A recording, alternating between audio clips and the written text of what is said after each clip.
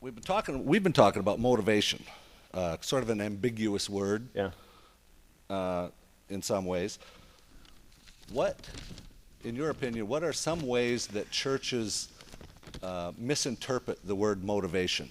How do Yeah. they get it wrong? How do we in get some motivation sense? wrong? Yeah. Motivation is kind of ambiguous. The question kind of is too. It's a tough one, I think. I like the other ones in our time together a little more. This is the hardest one. But I will say that when I was thinking about this, the first thing that came to mind was a verse from Ecclesiastes where Solomon writes that nothing is new under the sun. And I was thinking about how the ways that we get motivation wrong today is the way that human beings have been getting motivation wrong for as long as we've been around on planet Earth. And then after thinking about that verse, I thought about the story of Jesus being tempted in the desert by the devil. You remember this story? His ministry hasn't started yet. He's been baptized, and the Spirit leads him into the desert where he fasts for this long period of time.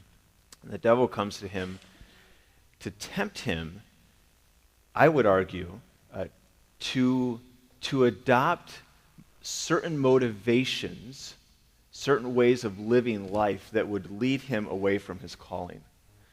So if you think through the three temptations that the devil makes to Jesus, the first is very practical, right? Why don't you take these stones and turn them into bread? You've been fasting all this time. You're certainly hungry. We know you want food. So why don't you just get what you want? Why don't you just turn these stones into bread? Get what you want and get it now. And I think the devil comes to us whispering the same thing. You know what you want. Why don't you go and get it? You deserve it, and you should get it right now. Why wait? Go and get it. Have you ever heard that whisper before?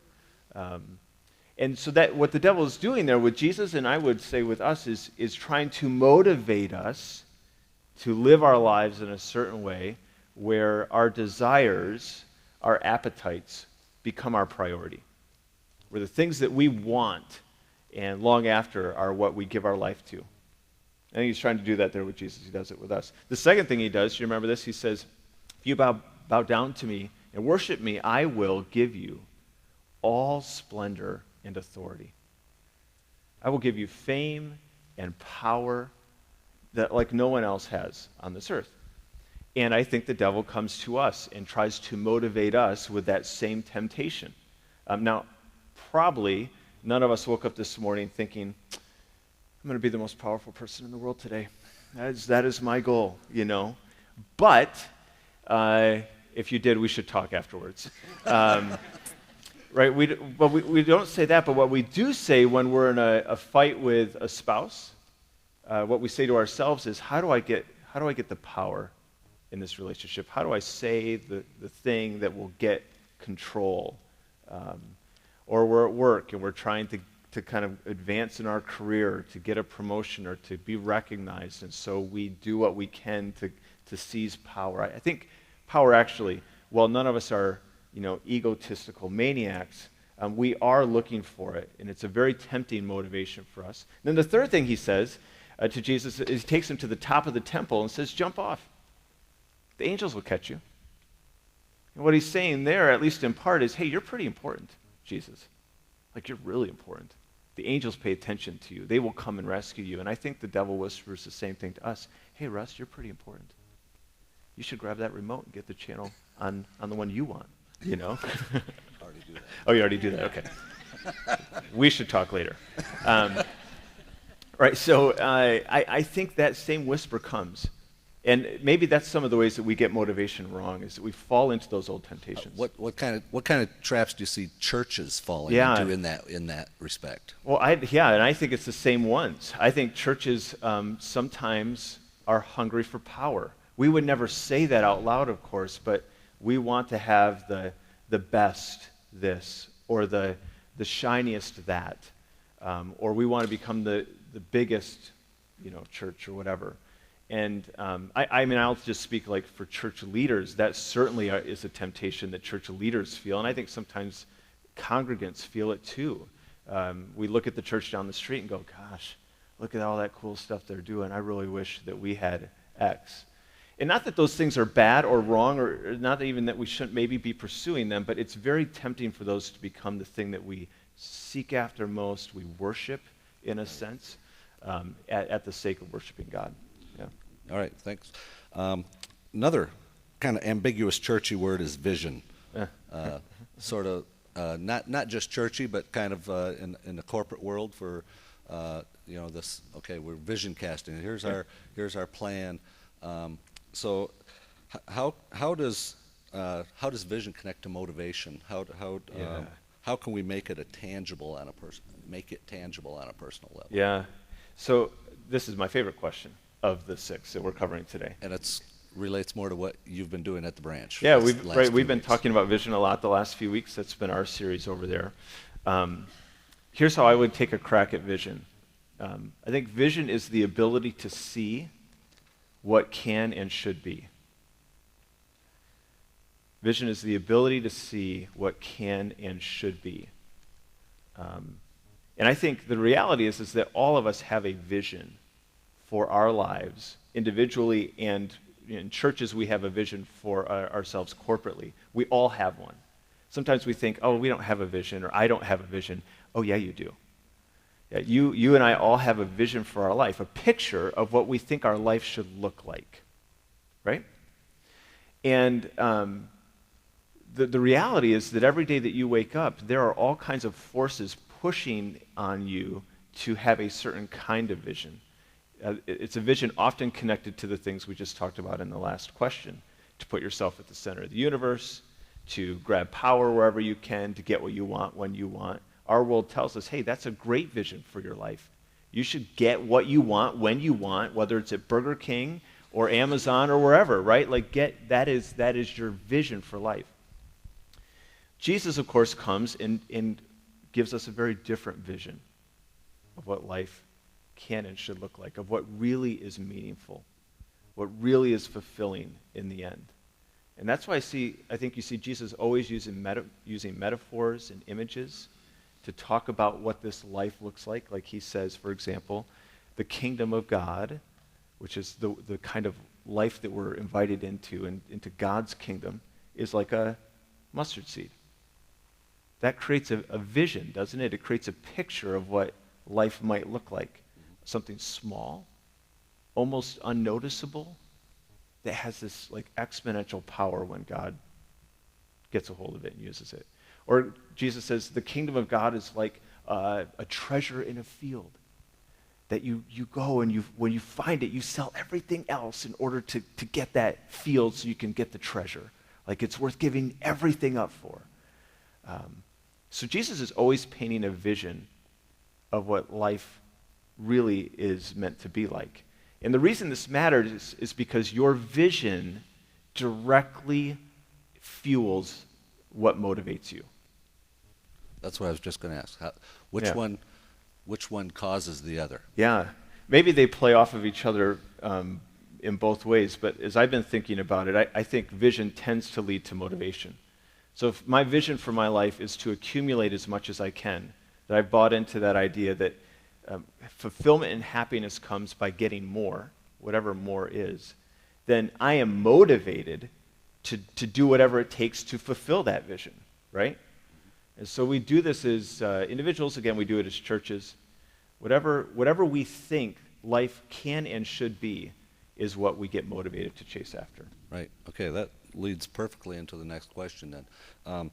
What does it mean to be motivated in our relationship with God in light of the first great commandment, the first part of the first great commandment, to love God fully? Yeah, love God fully. Whew. I did not write these questions, by the way. These are as you can read them on much the screen, they're ones. definitely PC's questions, right? So how do you stay motivated to love God? What does that look like? I think it does come back to vision in a sense. So in 1 John we read that we love because God first loved us. Remember that verse? Have you heard that before? We are able to love because God first loved us. What's John saying there? Well, he's probably saying lots of things, one of which is, hey, the only reason you're sucking air right now is because God loves you, you know. God, in fact, created the world out of love. God didn't need to create the world, wasn't required to do it to meet some quota. God did it because God is a God of love and of a relationship. And so we're here today because of God's love. But more specifically to this question, I think that when you and I reflect on how much God loves us, it motivates us to love God in return. Just think of your human relationships for a moment. When I think about my wife's love for me, the words that she's spoken to me, the things that she's done, her faithful presence throughout our married life together, it stirs and moves my heart. And I'm drawn to her and drawn to love. Yes, have you had this happen, right? I don't love her because I'm commanded to. Well, sometimes I do, because I have to, you know, and I don't particularly. But when I reflect on her love for me, I'm drawn to love as well. So I think John says, hey, we love because God first loved us. And if you and I reflect on the fact that God is a God, this is the vision Jesus gives us of God, that God is a God who runs out to meet the prodigal son or daughter, even though they've squandered it all away, and he wraps them up in the best clothes and throws the best party. If that is our vision of God, it stirs and moves us to love in return. So I think you're talking about the second part of this question. What does it mean to be motivated spiritually? I think you're referring there to a lot of the spiritual aspects of love in relationship to the practical ones, right? Right. Yep. Okay. I can stop there. Okay. Yeah, all right, that's good. That's fair. So that moves us to the second part of the greatest commandment, as Jesus answered, love God fully. The second part is, and then love your neighbor as yourself. So how do we become or stay motivated to actually do that? Yeah. That second part. This is it's got to be spiritually based, but this is much more practical. It is. Right? This It is. Yeah. This is where the rubber hits the road. You're right. To say. Yeah. So let me give a theological answer and a practical answer. It's as if you and I had talked beforehand, and we actually didn't. we read the same didn't, questions. Yeah. We saw each other 10 minutes ago. So let me give the theological answer. Like, how do you stay motivated to love your neighbor? And I would go back to what we just talked about. So think of your human relationships again. Someone you love deeply. Chances are pretty good that if you've been in that relationship for some time, you've found that something that this person in your life loves or cares deeply about, which before you met them you could have cared less, you've grown to care for that thing too. You've become passionate about it as well. I'll give you an example from my life. When we were first married, Bethany and I were very happy together, partly because I ate whatever I wanted. You know, I ate everything all the time. I didn't think about what I ate. And then a couple years into our marriage, she started to get on this like food thing and care very deeply about what we ate and where it came from. And I still make gagging noises whenever she mentions lentils, because it's just like not my thing. But I when I look back over 17 years, realize that I now actually care a lot about food too. And it's not because she stands over me and says, you should care about food. I have grown to love some of the things that she loves. Not all of the things, but some of the things. I wonder if it isn't somewhat true in our relationship with God. As you and I fall more deeply in love with God and understand God's love for us more deeply, if we don't begin to care about some of the same things that God cares about, if that isn't what it in fact means to love God more, is that you begin to be passionate about what God is passionate about. So God is passionate about human beings, neighbors. And so if that's God's desire, if God's passion is to see humanity united in love, well then I care about that too. And maybe, again, sometimes it's a commandment, and that's the next part. But I think part of the theological answer might be to reflect on God's love for us again. Thanks. And what are some practical steps we can take, practices as Christians individually or as a church that you think lead us deeper down that road? Yeah, okay. Well, I would start with Jesus. Surprise, surprise. Right? Hebrews chapter 1 says that Jesus is the visible image of an invisible God. If you want to know what God looks like, you look at Jesus. And so I think Christians today probably don't look at Jesus enough, as strange as that sounds. Like, we don't study his life enough. So I would say a practical spiritual discipline for us to take would be to read the scriptures, and especially the Gospels, and not take huge swaths at a time, but to take a story at a time and to meditate on it and to reflect on it and to pray through it and to ask God to help make visible through Jesus more of who he is. That'd be a practical step about how to kind of love God or reflect on God's love. Yeah. Right. Just as you said, you got to become familiar with something to learn, like you said with your relationship with your wife and learning to like the things that she did. You got to become familiarity. Right. Breeds that. It right? does breed that. Yeah. Okay. Absolutely. Great. Well, so now we're going to totally switch gears here. Our next question. As you know, RiverTree has been in the process for several months of looking at moving to a different facility, exploring what options are out there, and we've narrowed it down to a few options. But what we'd like now for you to do for us is kind of, from an outsider's perspective, give us some encouragement or some guidance as to how we do this well. Yeah.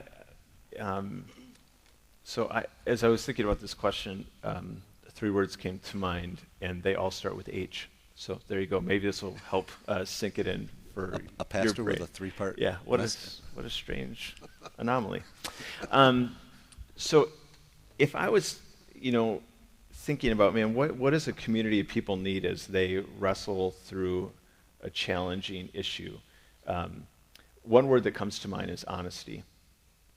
I think it's really hard for communities to move forward and to move through difficult issues if they're not being honest. And I would think about being honest in a few ways. Being honest with yourself. Have you kind of taken enough time or space to kind of go, where am I on this? What do I actually think? How do I actually feel? Why do I feel that way? Are there things that are motivating? As we've been doing, what's motivating me to feel that way? So you got to be honest with yourself. You need to be honest with God in that process, and then you need to be honest with each other. So you've got to find ways to verbalize to somebody in the body that you belong to. Hey, this is what I think. This is how I feel. This is what I'm struggling with. This is what I'm encouraged by. So that'd be the first word, honesty. It leads right into my next word, because have you ever been with someone who's been honest, but in a really brutal way, right? There's a way to be honest that can be destructive, and then there can be a way to be honest that is conciliatory and unites people. And so the next word is humility.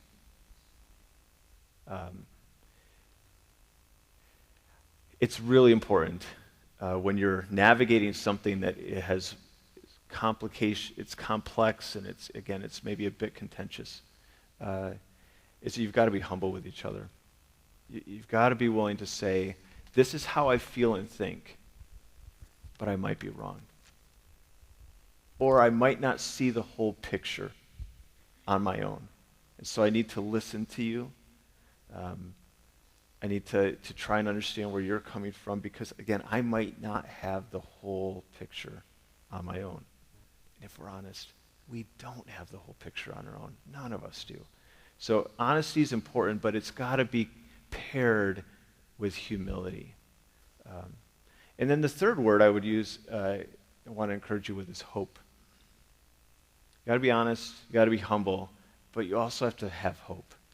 I think when we, as individuals and as communities, are honest with each other and we are humble, it puts our hearts in a position where God is free to move among us. It knocks down the barriers that might otherwise keep the Spirit from being able to move freely among us. And so if you can be humble and you can be honest, then there's every reason to also have hope that God is going to do more than you ever could imagine. Okay, thanks. Now, as most of you know, Chris is pastor at the branch, and one of our site shares that we've been looking at involves the branch. But that's not kind of the reason he's here this morning for anything involved with that. Chris makes regular visits to RiverTree, so I want to dispel any thoughts in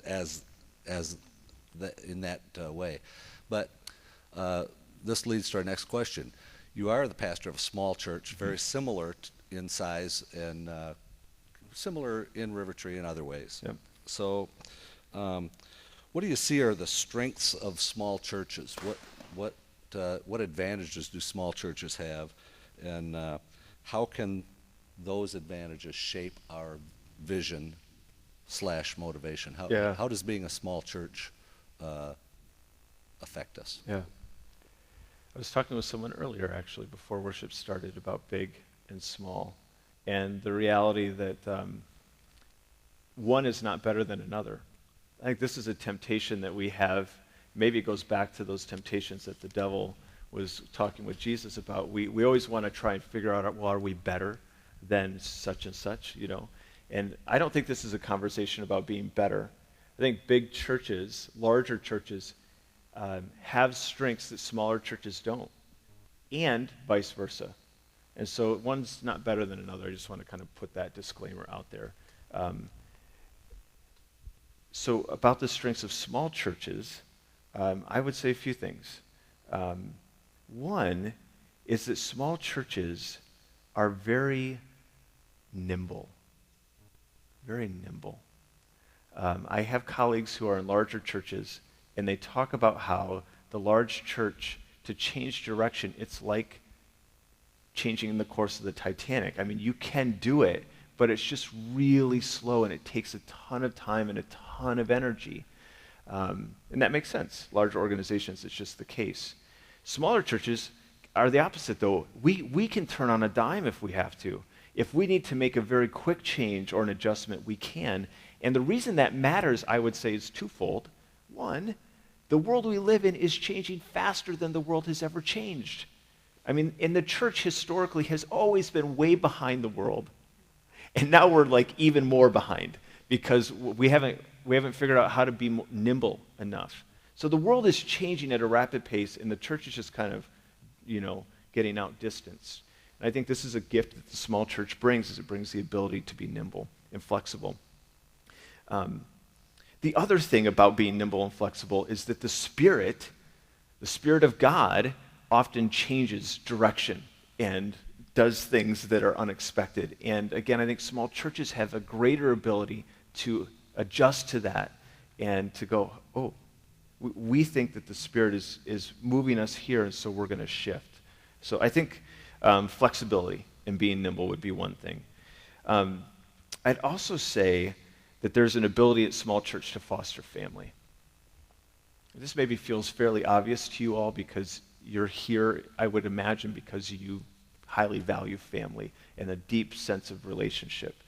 When I talk to my colleagues in larger churches, the amount of energy and time that they spend trying to just get people connected is enormous because it's harder. It's a big group of people, and so this makes sense, right?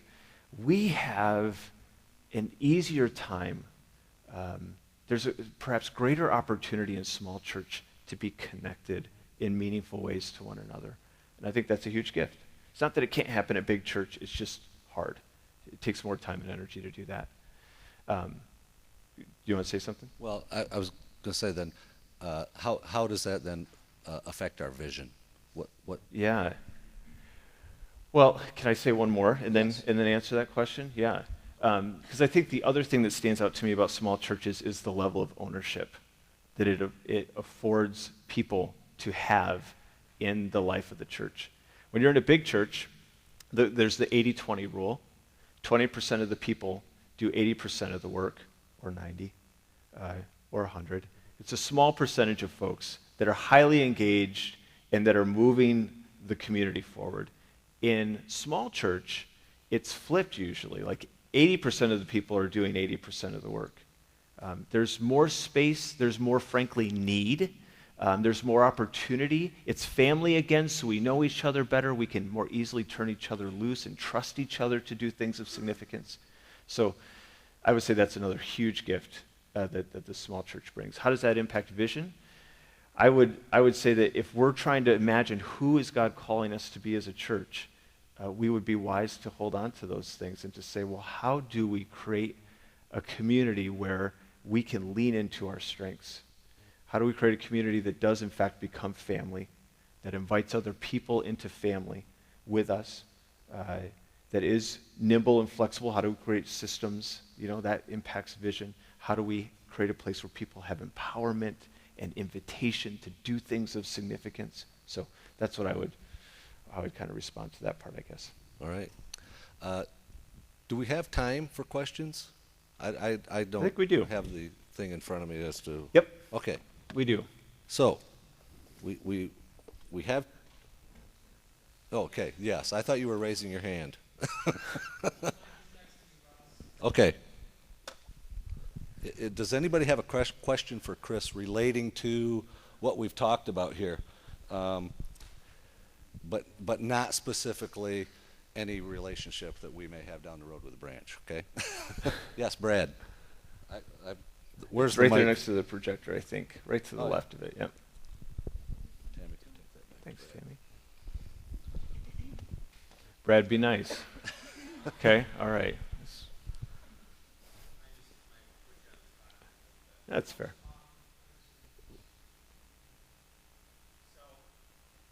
Still not. I think everybody can hear me. Yeah. Yeah.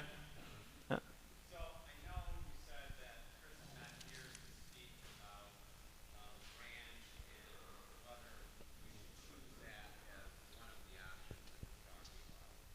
I'm wondering if Chris would be able to say to us whether the branch is open to that idea, or is that something that you're not prepared to talk about either? Yeah. It's a very fair question, Brad. I mean, let me just say that to begin with. RiverTree is ahead of the branch on this whole conversation. So the branch congregation, our community, actually is not even aware of this possibility yet. And that's not because we've been sitting on it for months and we don't want to tell them. It's that actually we just had a conversation with PC and our leadership team last week. So our next step for our leadership, who is obviously aware of this conversation and has begun it, is to figure out, all right, so what's the timeline for us? How do we share this with the branch? When does that happen? And so that's exactly what we're figuring out right now. I mean, I can tell you that our leadership team feels that there is plenty of reason to keep having a conversation. So that's as much as I can say, because that's as broad as the conversation has gotten at the branch to this point. Okay, thanks. Yeah.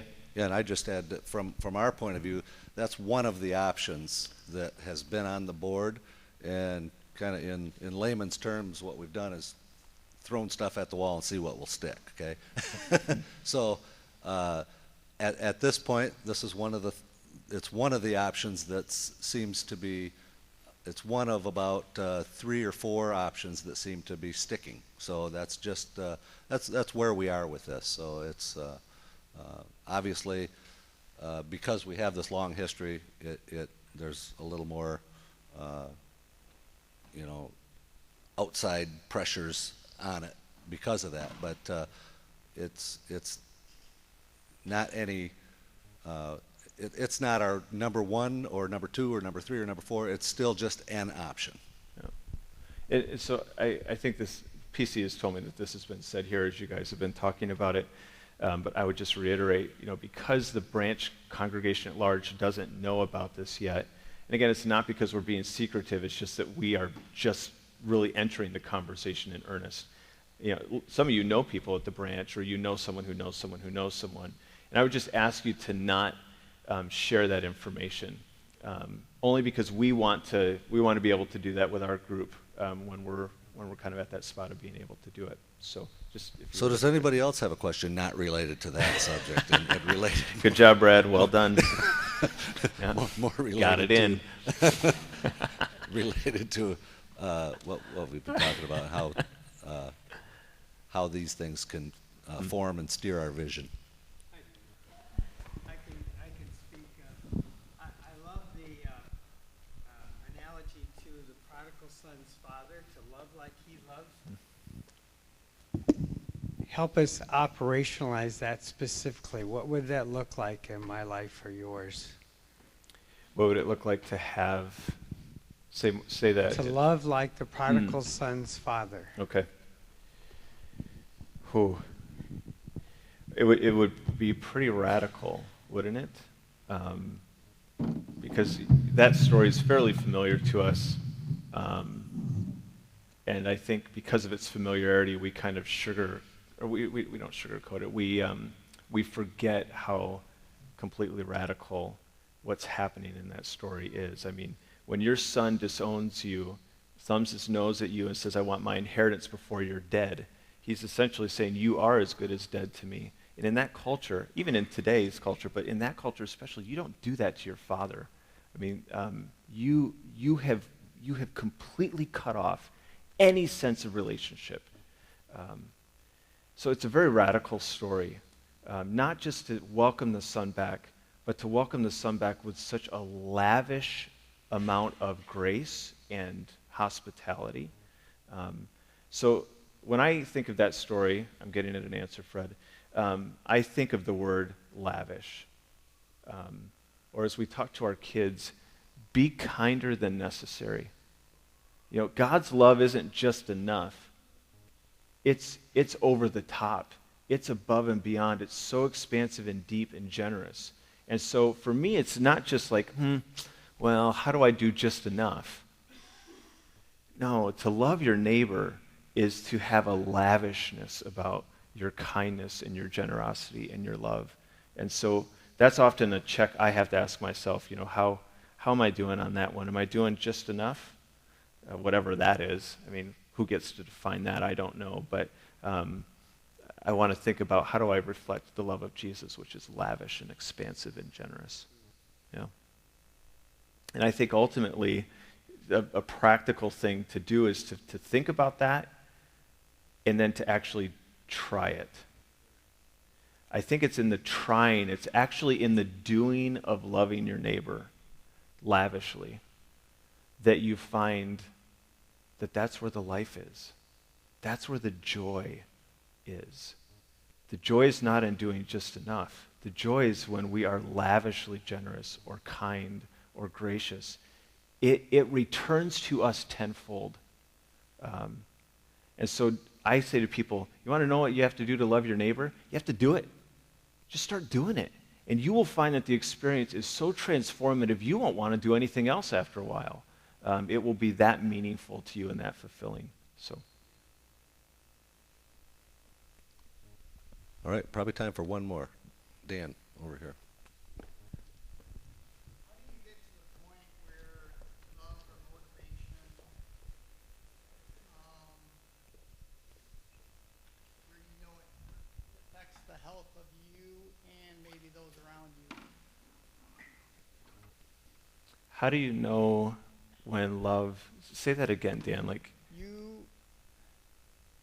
You want to love other people, but there comes a point where it